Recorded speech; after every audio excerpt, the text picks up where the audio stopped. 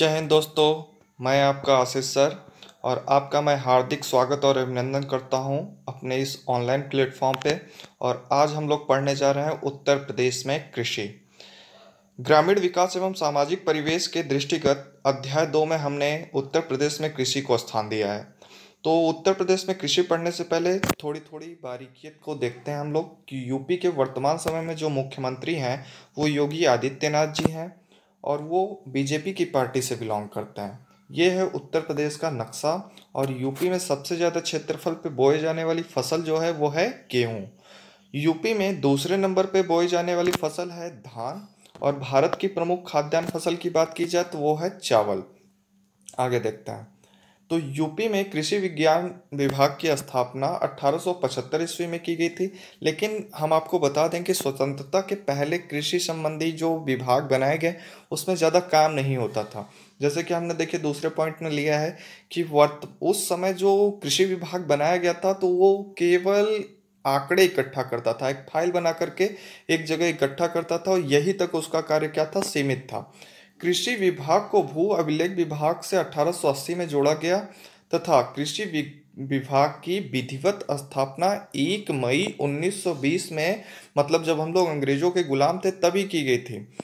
लेकिन दोस्तों एक बात और आपको बताना चाहते हैं, कृषि विभाग के तत्कालीन क्रियाकलापों में क्या शामिल था। तो उस समय उपज, पशुपालन, भूमि संरक्षण, गन्ना उत्पादन तथा कोलोनाइजेशन संबंधी गतिविधियों का समावेश था।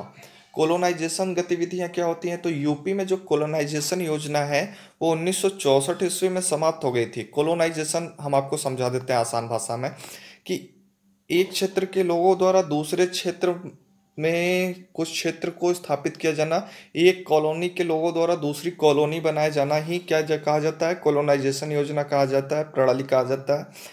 ये प्रणाली पहले अच्छी मानी जाती थी। नई नई मतलब अपने क्षेत्र को छोड़ के अपना घर बदलते रहना, ये कोलोनाइजेशन पद्धति के तहत आता था। लेकिन ऐसी पद्धतियाँ अब अच्छी नहीं मानी जाती हैं। जहाँ है उसकी देखरेख करिए, अपने क्षेत्रों पे रहिए, ठीक है। तो यूपी में गन्ना विभाग का गठन स्वतंत्रता के पश्चात ही कर लिया गया था। अब हम लोग देखेंगे बारी बारी से कुछ प्रमुख बिंदुओं को। मृदा स्वास्थ्य कार्ड क्या है दोस्तों, हम आपको बता देना चाहते हैं, गाँव में, पंचायतों में और राजस्व विभागों में छोटे छोटे किसानों द्वारा और बड़े बड़े किसानों द्वारा मिट्टी के नमूने प्राप्त किए जाते हैं और मिट्टी के नमूने का परीक्षण किया जाता है पूरी तरह सरकार के द्वारा। और सरकार के द्वारा परीक्षण करके एक मृदा स्वास्थ्य कार्ड किसानों को प्रदान किया जाता है और उन्हें बताया जाता है कि आपके मिट्टी में कौन सी फसल उपयुक्त है। उस हिसाब से आप खेती करेंगे तो आपको पैदावार ज़्यादा होगी, तो वो अपने मृदा स्वास्थ्य कार्ड की उपलब्धता के कारण अच्छी कृषि कर सकते हैं अपने खेतों में और उचित लाभ कमा सकते हैं। आगे देखते हैं।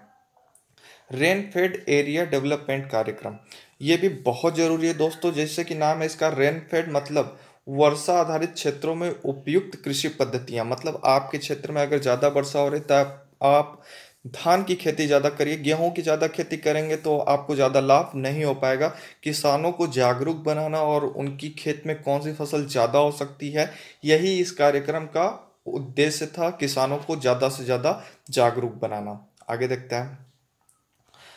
परंपरागत कृषि विकास योजना, इसका उद्देश्य था कि रसायन और पेस्टिसाइड युक्त कृषि उत्पादों का उत्पादन करना तथा इसका मूल उद्देश्य था ना कृषकों के आर्थिक सुधार में वृद्धि करना। मतलब उनका जो पैदावार है बढ़ाना, वो आर्थिक रूप से सुदृढ़ हो, यही इसका मूल लक्ष्य था। आगे देखते हैं। नेशनल फूड सिक्योरिटी मिशन, ये 3-4 बार पेपर में आ चुका है कि इस मिशन के अंतर्गत क्या किया जाता है। तो भैया इंग्लिश में तो है, ये खाद्य सुरक्षा मिशन के अंतर्गत जो गेहूं, चावल, मक्का, बाजरा खाने योग्य जो भूमि है जिस पे गेहूं, चावल, बाजरा पैदावार होता है, तो ऐसी भूमि के क्षेत्रफल को टिकाऊ बनाए रखना, उसमें उत्पादकता में वृद्धि बनाए रखना, खाद्यान्न उत्पादन निरंतर बढ़ता रहे और ऐसे क्षेत्र बढ़ते रहे, उनकी उर्वरता घटे ना। इस सबको देखते हुए, इस सबको ध्यान में रखते हुए नेशनल फूड सिक्योरिटी मिशन का गठन किया गया। और समय समय पे इस मिशन के लोग जा जा करके गांव गांव में और जांच करते हैं, देखते हैं कि कहीं जो खाने योग्य पैदावार वाली भूमि थी वो घट तो नहीं रही है। तो ये योजना बहुत ही महत्वपूर्ण है। आगे देखते हैं हम लोग। पंडित दीनदयाल उपाध्याय कृषि समृद्धि योजना, भूमि से सेना योजना के स्थान पर इस योजना को लाया गया है यूपी में। ये योजना 2017-18 में लाई गई और समस्याग्रस्त भूमि के सुधार हेतु, मतलब कहने का मतलब है कि कुछ ऐसी भूमि थी जिसमें पहले तो बहुत ही अच्छी पैदावार हो रही थी, लेकिन बाद में धीरे धीरे उसकी पैदावार घटने लगी, उर्वरक क्षमता समाप्त होने लगी। तो ऐसे क्षेत्रों में ही पंडित दीनदयाल उपाध्याय कृषि समृद्धि योजना लागू की जाती है कि ऐसी समस्याओं से निजात दिलाया जा सके।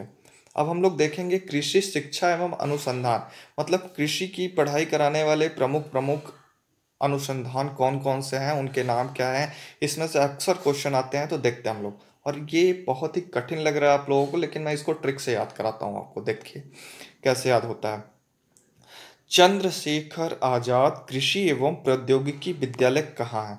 तो चंद्रशेखर आजाद ने गोली अपने आप को कहाँ मारी थी? तो कान के पास, यानी कि कानपुर में है। नरेंद्र देव कृषि एवं प्रौद्योगिकी विद्यालय कहाँ है? तो ये है कुमारगंज फैजाबाद। नरेंद्र देव नरेंद्र दामोदर दास मोदी जी कैसे हैं? तो कुंवारे हैं लोग कहते हैं, तो कुमारगंज फैजाबाद। सरदार वल्लभ भाई पटेल एवं कृषि प्रौद्योगिकी विश्वविद्यालय कहाँ है? तो ये है मोदीपुरम मेरठ में। तो सरदार पटेल की विशाल प्रतिमा किसने बनाई है? तो मोदी ने बनाई है। कृषि एवं प्रौद्योगिकी विश्वविद्यालय कहाँ है? तो बांदा में है। तो कृषि से कौन किसान क्या है? बधा हुआ है, तो बांदा याद रखिएगा। Sam Higginbottom institute of agriculture science and technology कहाँ पर स्थित है? तो इसको आप जानते होंगे, आपके नज़दीक है, इलाहाबाद में। अब हम लोग देखते हैं कि प्रमुख प्रमुख क्या उत्तर प्रदेश से कृषि से क्या क्या क्वेश्चन आ सकते हैं। देखते हैं, उत्तर प्रदेश में कार्यशील जनसंख्या के कितने प्रतिशत लोग कृषि में लगे हुए हैं? तो 59.3% लोग। उत्तर प्रदेश को कितने कृषि जलवायु क्षेत्रों में बांटा गया है? तो ये क्वेश्चन 4-5 बार आ चुका है, इसको याद रखिएगा। 9 क्षेत्रों में बांटा गया है।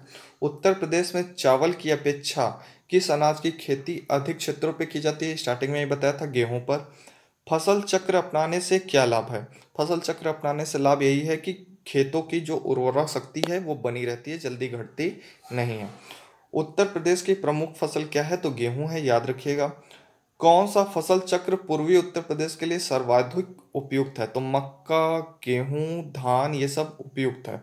उत्तर प्रदेश में प्रथम दुग्ध सहकारिता समिति की गठन लखनऊ में की गई थी। राज्य में पान उत्पादन के लिए जो प्रसिद्ध स्थान है वो है महोबा। नेक्स्ट देखते हैं, उत्तर प्रदेश की सबसे महत्वपूर्ण नकदी फसल क्या है? तो नकदी फसल है गन्ना। उत्तर प्रदेश में खरीफ की फसल की बुआई होती है जून जुलाई के महीने में। आंवले का सर्वाधिक उत्पादन होता है प्रतापगढ़ में। उत्तर प्रदेश में किसान मित्र योजना कब शुरू की गई? तो 18 जून 2001 को शुरू की गई। कृषा वृद्धावस्था पेंशन योजना यूपी में कब लागू की गई थी? तो 2 अक्टूबर 1998 गांधी जयंती के दिन। उत्तर प्रदेश कृषि अनुसंधान परिषद कहाँ पर स्थित है? तो लखनऊ में स्थित है।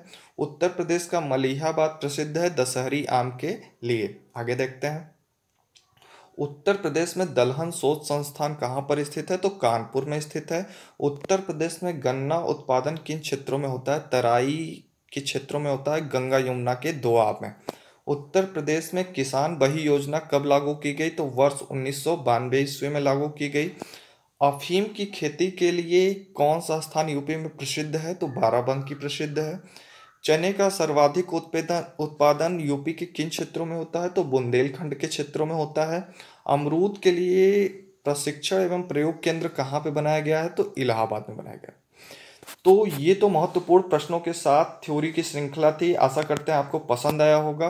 दोस्तों, अगर हल्का सा भी पसंद आए तो शेयर करिए, कमेंट करिए और लाइक ज़रूर करिए।